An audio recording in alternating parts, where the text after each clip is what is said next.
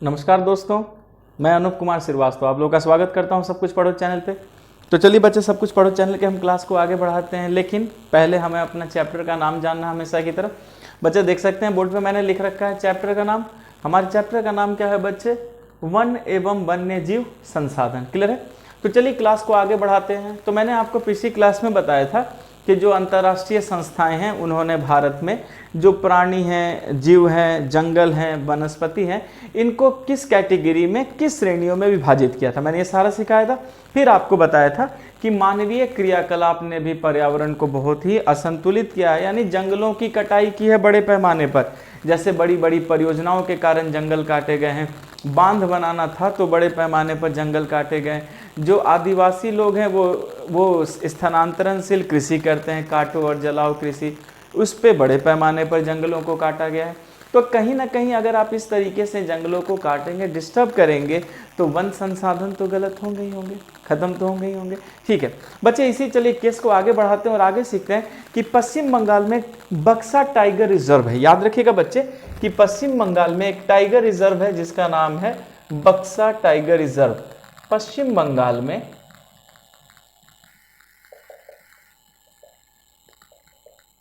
बक्सा tiger reserve है। बच्चे याद रखिएगा, इस बक्सा टाइगर रिजर्व में डोलामाइट खनिज मिलती है। कौन सी खनिज मिलती है बच्चे? डोलामाइट खनिज। अब इस डोलामाइट खनिज के लिए सरकार क्या कर रही है? खनन कार्य। क्या कर रही है बच्चे? खनन कार्य कर रही है। और खनन से बड़े बड़े मतलब गहरी खाइयों का क्या हो रहा है? निर्माण हो रहा है। खनन से गहरी खाइयों का निर्माण हो रहा है। तो बच्चे आप इसी से अंदाजा लगा सकते हैं कि पश्चिम बंगाल में जो बक्सा टाइगर रिजर्व है, इस बक्सा टाइगर रिजर्व में डोलामाइट खनिज, और उस डोलामाइट खनिज के लिए आप खनन कार्य कर रहे हैं, गहरी गहरी खाइयों का निर्माण कर रहे हैं। तो बच्चे अगर आप गहरी खाइयों का निर्माण करेंगे तो कहीं ना कहीं जंगलों को भी काटेंगे, बड़े पैमाने पर जंगलों का नुकसान होगा। तो हमें इस बात को याद रखना है बच्चे कि इन सब की वजह से क्या हुआ? वनों का विनाश हुआ। बड़े पैमाने पर क्या हुए बच्चे? वन कटे गए। याद रखिएगा कि फिर क्या हो गई? वनों की कटाई हुई। और अगर वनों की कटाई होगी, इसका मतलब है कि वन्य जीवों को परेशानी होगी। वन्य जीवों को फिर क्या होगी बच्चे? परेशानी होगी। तो हमने देखा कि पश्चिम बंगाल के बुक्सा टाइगर रिजर्व में आप डोलामाइट खनिज की खान खोद रहे हैं, बड़े पैमाने पर वनों की कटाई, इससे वन्य जीवों को क्या हुई? परेशानी हुई। और याद रखिएगा कि यहाँ सबसे ज़्यादा परेशानी किस जानवर को ही? हाथी को ही, क्योंकि यहाँ पर हाथी भी मिलती है। तो याद रखिएगा कि हाथियों ने मार्ग बदल लिया। इसका मतलब है कि हाथियों को अपना क्या करना पड़ा? मार्ग बदलना पड़ा। क्यों? क्योंकि उनके मार्ग के जो जंगल हैं, आपने उस जंगल को अपने फायदे के लिए काटा, और जंगलों को काटने की वजह से अब हाथियों ने वहां मार्ग बना लिया जहां पर घने जंगल थे। तो कहीं ना कहीं हाथियों के मार्ग बदलने से भी तो आम जीवन को परेशानी हुई होगी। जहां पर अगर एक आध गांव होंगे, जनजातीय क्षेत्र होंगे, तो परेशानी तो हुई होगी बच्चे। क्लियर है? अच्छा, एक बात याद रखिएगा कि वन संसाधन की बर्बादी में पशु चारण और लकड़ी की कटाई भी महत्वपूर्ण है। सिर्फ ये चीजें महत्वपूर्ण नहीं है। याद रखिएगा कि हम बड़े पैमाने पर क्या करते हैं? पशु चारण भी करते हैं, और बड़े पैमाने पर हम लकड़ियों की क्या करते हैं? कटाई भी करते हैं। क्यों? इससे हमारी स्थानीय जरूरतें पूरी होती हैं बच्चे। याद रखिएगा, अगर ग्रामीण इलाका है तो चूल्हे के लिए भी लकड़ी चाहिए, पशुओं को खिलाने के लिए भी तो चारा वगैरह चाहिए। तो उससे भी क्या होता है? वनों को नुकसान पहुंचता है। तो सभी बच्चे याद रखिएगा कि वन संसाधन की बर्बादी में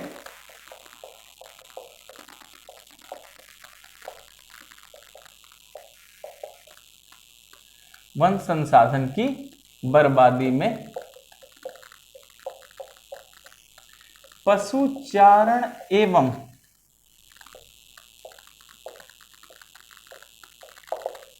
लकड़ियों की कटाई भी महत्वपूर्ण है।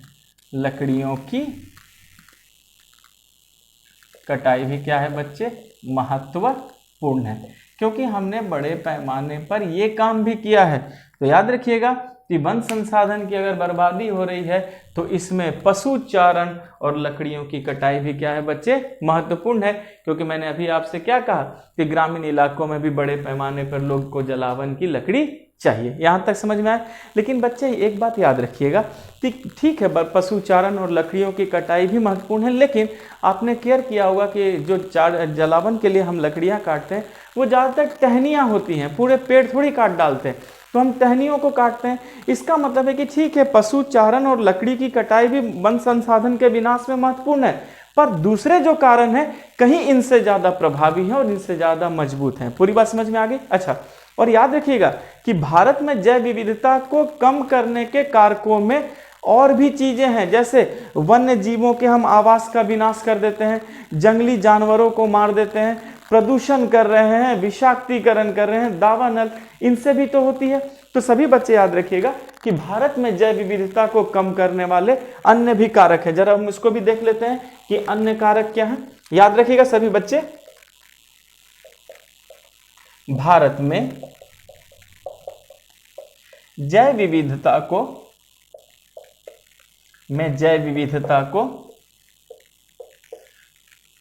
कम करने के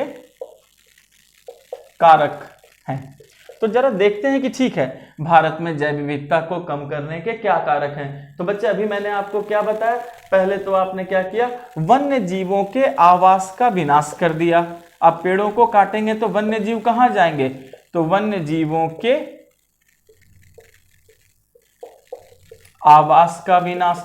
तो हमने वन्य जीवों के आवास का क्या किया बच्चे, विनाश कर दिया पेड़ों को काटकर। अब वो जानवर कहाँ जाएंगे, तो कहीं ना कहीं आपने जैव विविधता तो डिस्टर्ब ही की। अच्छा, उसके बाद क्या किया गया, फिर हम लोगों ने जंगली जानवरों का भी शिकार किया अपने फायदे के लिए, तो ये भी तो जैव विविधता को खत्म करती है। तो हमने दूसरा क्या देखा बच्चे कि जंगली जानवरों का शिकार भी किया गया। ठीक, उसके बाद इस पे भी हम नहीं बढ़े तो आगे क्या बढ़ने बच्चे, हमने बहुत बड़े पैमाने पर क्या कहा, प्रदूषण भी तो फैलाया है। इसका मतलब है कि हमारे प्रदूषण फैलाने से भी क्या होता है, विनाश होता है। इसके साथ बच्चे विषाक्तीकरण यानी जहरीली चीजों को वनों में या जंगलों में छोड़ देना, विषाक्तीकरण से भी जैव विविधता खत्म हुई है। और फिर दावानल से भी, बच्चे आप दावानल समझ पा रहे हैं, दावानल का मतलब होता है जंगल की आग। बच्चे मानवीय कारक से या जलवायु उष्मीकरण से जंगलों में आग लग जाती है, जिससे भी बड़े पैमाने पर वनस्पति और वनों का क्या होता है, विनाश होता है। तो याद रखिएगा बच्चे कि भारत में जैव विविधता को कम करने के कारकों में वन्य जीवों के आवास का विनाश भी शामिल है, हमने जंगली जानवरों का शिकार किया वो भी शामिल है, प्रदूषण, विषाक्तीकरण, दावानल, इन सब की वजह से क्या हुआ है कि भारत में जैव विविधता खतरे में आई है और जैव विविधता क्या हुई है, कम हुई है।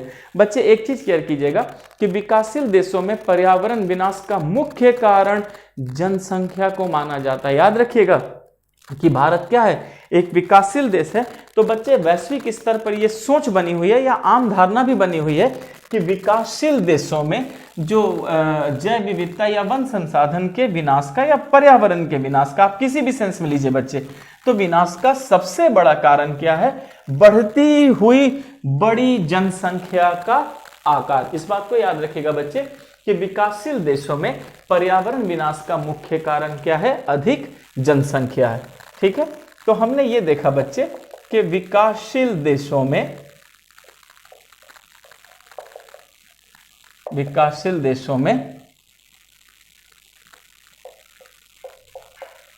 पर्यावरण विनाश का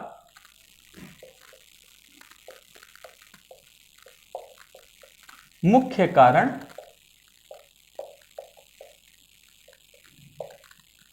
जनसंख्या। इस बात को याद रखिएगा बच्चे कि हम ये मानते हैं कि विकासशील देशों में पर्यावरण के विनाश का जो मुख्य कारण क्या है, वो जनसंख्या है, क्योंकि जनसंख्या को भी अपनी आवश्यकताओं को पूरी करनी है। और जैव संसाधन का विनाश सांस्कृतिक विविधता के विनाश से भी जुड़ा है। याद रखिएगा बच्चे कि जैव संसाधन का विनाश सांस्कृतिक विविधता के विनाश से जुड़ा है। क्लियर है बच्चे? तो हमने ये भी देख लिया कि जैव विविधता का विनाश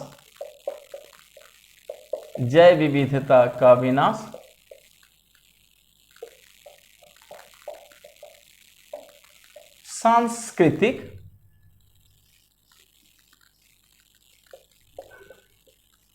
विविधता के विनाश से जुड़ा है। इस बात को सभी बच्चे याद रखिएगा कि जैव विविधता का जो विनाश है वो कहीं ना कहीं सांस्कृतिक विविधता के विनाश से भी जुड़ा है, क्योंकि अगर वनों की कटाई तेजी से होगी तो बच्चे सूखा भी पड़ेगा, और सूखा पड़ेगा तो क्या मानव सभ्यता को विनाश नहीं देखना होगा, देखना तो होगा। उसी तरह अगर आप वनों की कटाई ज़्यादा करेंगे तो बच्चे इससे बाढ़ की भी तीव्रता बढ़ेगी। तो इस बात को सभी बच्चे याद रखना है कि वनों की कटाई से सूखा एवं बाढ़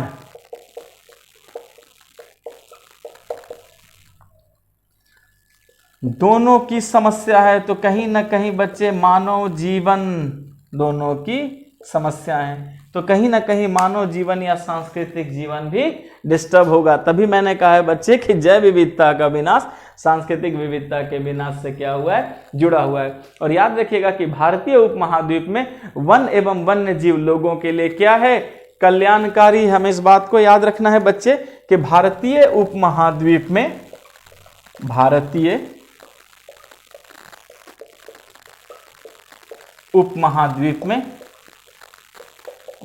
एवं वन्य जीव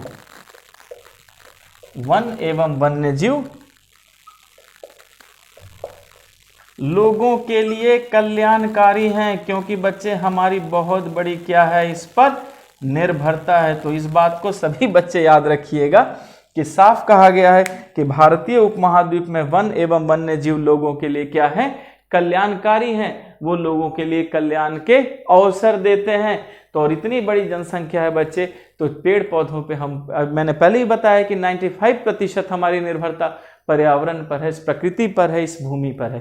पूरी बात समझ में आ गई बच्चे? ठीक है, चलिए यहाँ तक तो हमने चीज़ों को सीखा, लेकिन अब हमें ये सीखना है कि भारत में वन और वन्य जीव का संरक्षण फिर कैसे हो।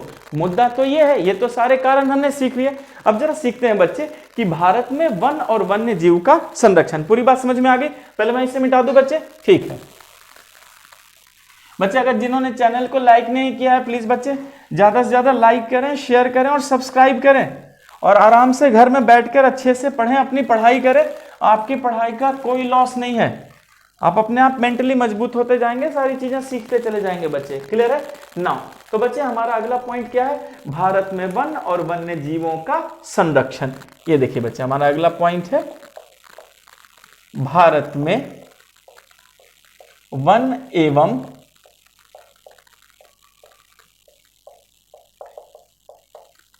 वन्य जीवों का संरक्षण। तो बच्चे अब हमें यह सीखना है कि भारत में वन और वन्य जीवों का संरक्षण कैसे होगा। देख सकते हैं बच्चे, सभी बच्चे मैंने बोर्ड पे पॉइंट को लिख दिया है कि भारत में वन एवं वन्य जीवों का संरक्षण। क्लियर है ना? बच्चे याद रखिएगा कि संरक्षण से पारिस्थितिक विविधता बनी रहती है। अगर आप किसी चीज को बचाएंगे तो वो चीज बनी ही तो रहेगी।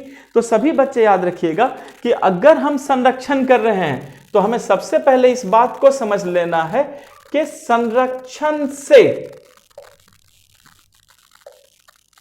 पारिस्थितिकी विविधता बनी रहेगी। ये सारी विविधताएं क्या है बच्चे, बने रहेगी। लेकिन शर्त क्या है कि हमें क्या करना है, संरक्षण करना है। तो इस बात को सभी बच्चे याद रखेंगे कि संरक्षण से पारिस्थितिक विविधता क्या रहेगी, बनी रहेगी।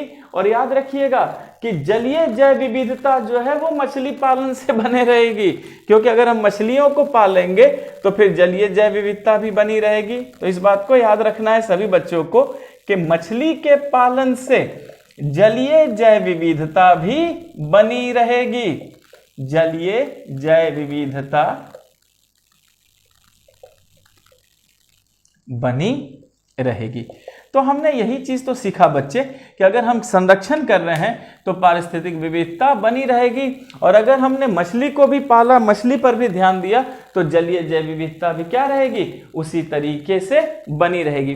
तो याद रखिएगा बच्चे कि 1960 और 1970 के दशक में पर्यावरण संरक्षकों ने राष्ट्रीय वन्य जीव सुरक्षा कानून के लिए बहुत मांग की। याद रखिएगा कि 1960 एवं 1970 के दशक में, हम उस दोनों दशकों की बात करें बच्चे, दशक में जो पर्यावरण के संरक्षक लोग हैं, पर्यावरण के संरक्षक लोगों ने जो बचाना चाहते हैं बच्चे, ठीक है, पर्यावरण के संरक्षक लोगों ने पर्यावरण संरक्षण कानून कार्यक्रम की मांग की, पर्यावरण संरक्षण कार्यक्रम की मांग की। आपको ये बात याद रखना है बच्चे सभी लोगों को कि 1960 और 1970 के दशक में ये देखा गया कि पर्यावरण के जो संरक्षक लोग हैं, जो पर्यावरण की सोच रखते हैं, उन्होंने क्या किया कि सरकार से या इस बात की मांग की कि जो राष्ट्रीय वन्य जीव सुरक्षा कार्यक्रम की मांग होनी चाहिए। याद रखिएगा, पर्यावरण संरक्षण कार्यक्रम। तो बच्चे यहाँ हम पर्यावरण संरक्षण को किस सेंस में ले सकते हैं? राष्ट्रीय जीव। याद रखिएगा बच्चे, क्या? राष्ट्रीय जीव। कौन से जीव की मैंने अभी आपको बात सिखाई थी बच्चे? तो वो जीव क्या था? वन्य जीव। तो याद रखिएगा कि इस पर्यावरण में हमें ये लेना है कि राष्ट्रीय वन्य जीव। तो हमने देखा कि 1960 और 70 के दशक में पर्यावरण के संरक्षक लोगों ने पर्यावरण संरक्षण कार्यक्रम, और उसमें भी कौन सा कार्यक्रम था बच्चे? वो था राष्ट्रीय वन्य जीवन सुरक्षा कार्यक्रम। याद रखिएगा कि राष्ट्रीय वन्य जीवन सुरक्षा कार्यक्रम की उन्होंने क्या की? जोरदार मांग की कि भाई अब भारत में ये कार्यक्रम बहुत ही जरूरी है ताकि पर्यावरण की अनदेखी ना हो। क्लियर है? अच्छा, अब इसी पर क्या हुआ कि भारतीय वन्य जीव संरक्षण अधिनियम 1972 में लागू हो गया। इस बात को सभी बच्चे याद रखेंगे। कौन सा अधिनियम लागू हो गया बच्चे?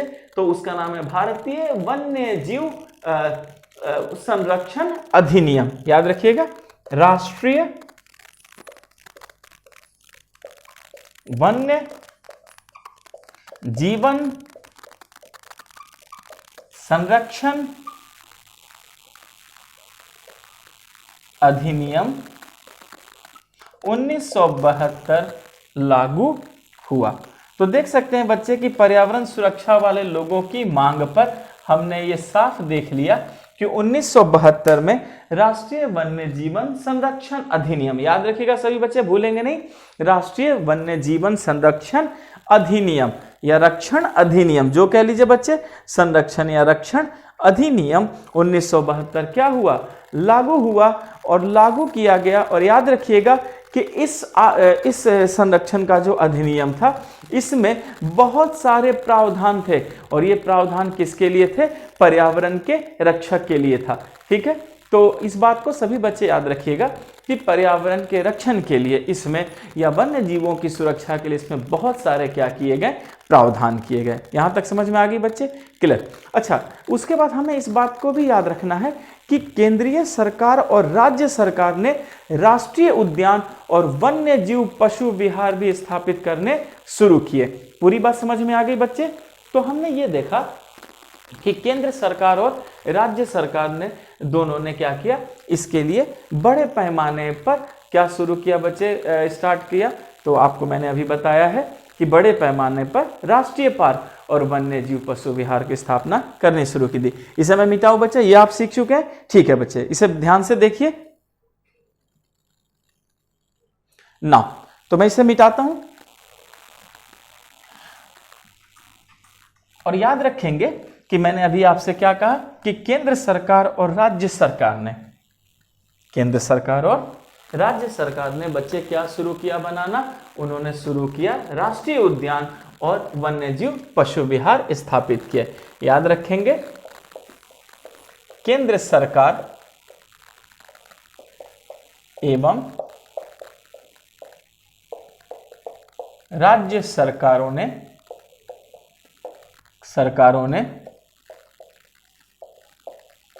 राष्ट्रीय पार्क एवं वन्य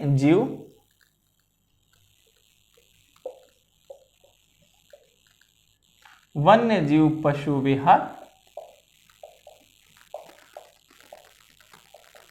स्थापित किए।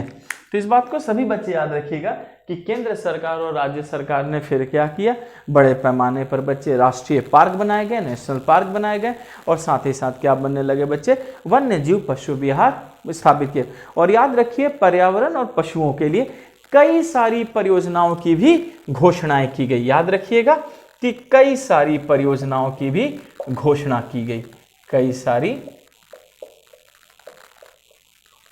परियोजनाओं की घोषणा की गई।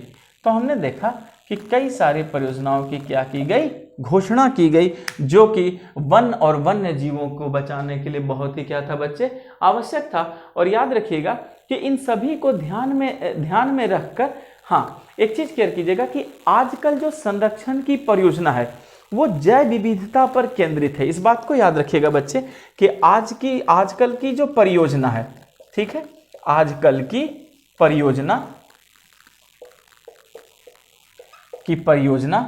वो जैव विविधता के संरक्षण पर। याद रखिए बच्चे, जैव विविधता में ही तो सारी चीजें आ जाती हैं। तो इस बात को हमें याद रखना है कि आजकल की जो परियोजना है वो जैव विविधता के संरक्षण पर आवश्यक है। जैव विविधता के संरक्षण पर क्या है बच्चे, वो आवश्यक है। तो हमें इस बात को भी याद रखना है, ठीक है, कि आजकल की जितने भी परियोजना है वो सब किस पे आधारित है, तो जैव विविधता के संरक्षण पर आधारित है, ताकि जैव विविधता को बचाया जा सके। क्लियर है? अच्छा, और याद रखिए इसके बाद भी जैव विविधता पर तो केंद्रित है ही कि संरक्षण पर आवश्यक है, और जैव विविधता के विभिन्न घटकों को भी देखा जा रहा है। याद रखिएगा कि जैव विविधता के विभिन्न घटकों पर भी ध्यान दिया जा रहा है, विभिन्न घटकों पर भी ध्यान दिया जा रहा है। घटक का मतलब है बच्चे कि जो जैव विविधता से जुड़े हुए हैं। तो इस बात को सभी बच्चे हमें याद रखना है कि हमने ये भी देखा कि इस जैव विविधता पर तो केंद्रित है ही, यानी कि आजकल की हम जितने भी परियोजनाएं बना रहे हैं वो सभी किस पर केंद्रित है, जैव विविधता पर केंद्रित है। और जैव विविधता के साथ साथ उसके जितने घटक हैं, जो चीजें उनसे जुड़ती हैं, सबकी बात की जा रही है। और याद रखिए साथ ही विभिन्न तरीकों की भी खोज की जा रही है कि क्या क्या तरीके हैं जिससे हम इसे बचा सकें। और याद रखना है बच्चे, अब पहले हम बड़े जानवरों की बात करते थे, लेकिन अब इसमें छोटे छोटे जो कीड़े मकोड़े हैं जिन्हें हम कीट कहते हैं, याद रखिएगा कि कीटों पर भी अब ध्यान दिया जा रहा है। ऐसा नहीं है कि हम कीटों को छोड़ दें, तो कीटों पर भी क्या हो रहा है बच्चे, अब ध्यान दिया जा रहा है, कीटों पर भी ध्यान दिया जा रहा है। तो हमने ये देखा कि कीटों पर भी ध्यान दिया जा रहा है। और बच्चे इसी ध्यान के सिलसिले में आपको इस बात को याद रखना है बच्चे कि वन्य जीव अधिनियम, इस बात को याद रखिएगा कि मैंने क्या बताया अभी कि कीटों पर भी क्या हुआ जा रहा है, ध्यान दिया जा रहा है। और वन्य जीव अधिनियम 1980 और 86 के तहत, वन्य जीव अधिनियम 1980 और वन्य जीव अधिनियम 1986 में भी बच्चे हमने देखा कि कीटों पर बहुत ही क्या दिया गया, ध्यान दिया गया। और कीटों में बच्चे तितलियां, कीड़े मकोड़े, फतिंगे, ये जितने भी इंसेक्ट्स कीटे होते हैं इन सबको इसमें शामिल किया गया। यहाँ तक पूरी बात समझ में आ गई बच्चे? अच्छा, एक चीज़ सभी बच्चों को याद रखना है कि हमारा जो अगला पॉइंट है बेटा वो है वन और वन्य जीव संसाधनों का प्रकार और वितरण। याद रखिएगा बच्चे कि वन और वन्य जीव संसाधनों का प्रकार और वितरण। पहले मैं इसे मिटा दूं बच्चे, ठीक। चलिए हम अपने अगले पॉइंट पर चलते हैं और बखूबी सारी चीजों को सीख लेते हैं। तो बच्चे हमारा अगला पॉइंट क्या है, आई रिपीट, मैं फिर से आपको बता देता हूं। हमारा इंपॉर्टेंट पॉइंट है बेटा अगला, भारत में वन और वन्य जीवों का संरक्षण। ये मैंने आपको बता दिया, ठीक। जो हमारा इसके बाद नेक्स्ट पॉइंट है वो है हमारा बच्चे, याद रखिएगा, वन और वन्य जीव संसाधनों के प्रकार और वितरण। क्लियर है बच्चे? ये देखिए हमारा अगला पॉइंट है वन और वन्य जीव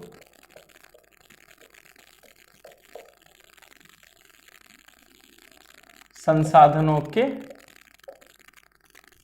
प्रकार एवं वितरण। यानी वन और वन्य जीव संसाधनों का हमें प्रकार भी देखना है बच्चे, और उसका क्या करना है, वितरण भी।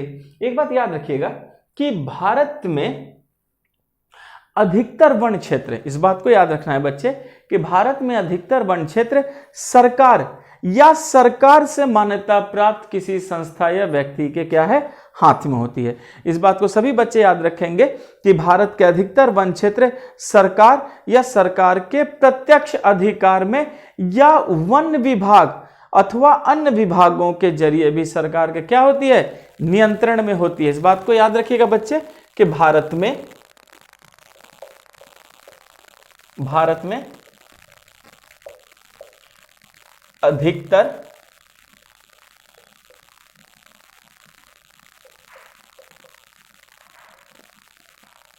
वन क्षेत्र सरकार के प्रत्यक्ष नियंत्रण, या याद रखिएगा कि भारत में अधिकतर वन क्षेत्र सरकार के प्रत्यक्ष नियंत्रण में, मतलब सीधे नियंत्रण में, या वन विभाग अथवा अन्य विभागों के जरिए सरकार के नियंत्रण में है, या वन विभाग या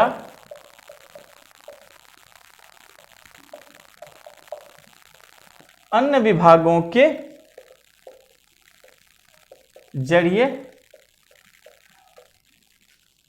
सरकार के नियंत्रण में है। इस बात को सभी बच्चे याद रखेंगे कि भारत में जो वन क्षेत्र हैं उसका अधिकतर भाग हम देखते हैं कि भारत सरकार के प्रत्यक्ष नियंत्रण में है, या वन विभाग के नियंत्रण में, या अन्य विभागों के नियंत्रण में है, पर किसके जरिए, किसके लिए, सरकार के लिए। पूरी बात समझ में आ गई बच्चे? और इन चीजों के जरिए सरकार इन चीजों पे क्या करती है, नियंत्रण करती है। क्लियर है? अच्छा, अब याद रखिएगा कि इसे विभिन्न वर्गों में बांटा गया है। याद रखेंगे, यानी भारत में वन क्षेत्र को क्या कहा गया है बच्चे, वर्गों में बांटा गया है। इस बात को याद रखिएगा कि भारत के वन क्षेत्र को वर्गों में बांटा गया है। तो हमें देखना है कि कौन कौन से वर्ग में बांटे गए हैं। क्लियर है? तो बच्चे पहले को कहा जाता है आरक्षित वन। क्या कहा जाता है? आरक्षित वन। अब एक चीज याद रखिएगा बच्चे कि भारत में आधे से अधिक, भारत में आधे से अधिक, क्लियर है बच्चे? तो आधे से अधिक वन क्षेत्र क्या है, आरक्षित है। इस बात को याद रखिएगा कि भारत में आधे से भी अधिक वन क्षेत्र क्या है, आरक्षित क्षेत्र हैं। इसका मतलब है कि पूरी तरीके से सरकार का क्या है, नियंत्रण है। तो हमने ये देखा बच्चे कि जो भारत सरकार ने हमारे वनों को विभिन्न भागों में बांटा है, उसमें पहला भाग क्या था बच्चे, आरक्षित वन। तो आरक्षित वन में हमने ये देखा कि भारत में आधे से अधिक जो वन क्षेत्र हैं वो किसके अंतर्गत आते हैं, आरक्षित क्षेत्र में। अब इसे आरक्षित क्षेत्र क्यों कहा गया, तो याद रखिएगा इसलिए कहा गया कि इस वन और जो प्राणी है उनको क्या है, मूल्यवान माना जाता है। इसका मतलब है कि वन एवं वन के जो प्राणी हैं,